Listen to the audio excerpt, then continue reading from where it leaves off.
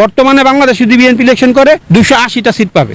আমার কথা না, আপনি আরো 2-4টা পাবলিককে জিজ্ঞেস করেন। বিএনপি চাঁদাবাজি করতে পারে, সব লোক তো আর ভালো না, চাঁদাবাজি 2-4-5টা হবেই। বিএনপি তারেক রহমান আছে, বিএনপির অন্যান্য নেতারা আছে, বিচার হচ্ছে বা তারা বহিষ্কারও করতেছে। বর্তমানে এখন যে পরিস্থিতি, এখন যদি ভোট হয় বিএনপি ক্ষমতা আসে, জামাত কেউ লাগবে না, জাতীয় পার্টি কেউ লাগবে না, কোন দলকে লাগবে না, তারা এককভাবেই 300 আসনের জায়গায় 280টা সিট বিএনপি পাবে, 280টা সিট পাবে গ্যারান্টেড।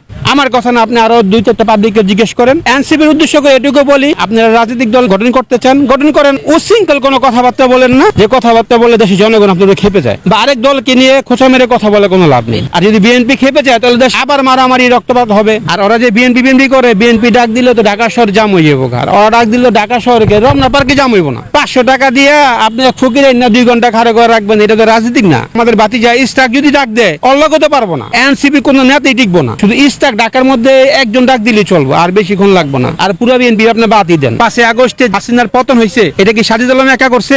আমরা সাধারণ জনগণ সবাই মিলেই কিন্তু আন্দোলনটা তৈরি করছে। এখন ওরা যদি বলে যে না আমরা করছি, ওরা ডাকুক দেন করে লোক আসে, ওরা যদি পারলে 500 লোক না দেখুক, ওদের ভাঙচুর হবে, হরতাল হবে, অশান্তি সৃষ্টি হবে। আমরা অশান্তি চাই না, আমরা শান্তি চাই, সুন্দর একটা বাংলাদেশ চাই। সবাই মিলে যেন আমরা বুঝতে পারি এবং সবাই মিলে যেন আমরা সরকার গঠন করতে পারি। হোক সে এনসিপি, হোক সে বিএনপি, হোক সে জামাত, হোক সে জাতীয় পার্টি, ডাজেন্ট ম্যাটার। হ্যাঁ, নির্বাচনে আমরা সবার অংশগ্রহণ চাই, সবাই মিলে ইলেকশন করব এবং সবাই মিলে শান্তিভাবে আমরা ভোট দেবো। আমি লীগের ব্যাপার, নির্বাচন কমিশন ওনাদের ব্যাপার না, আমাদের তো কোনো ভয় নেই। আমরা সাধারণ জনগণ, আমরা আমার ভোট আমি দিব, যাকে খুশি তাকে দিব।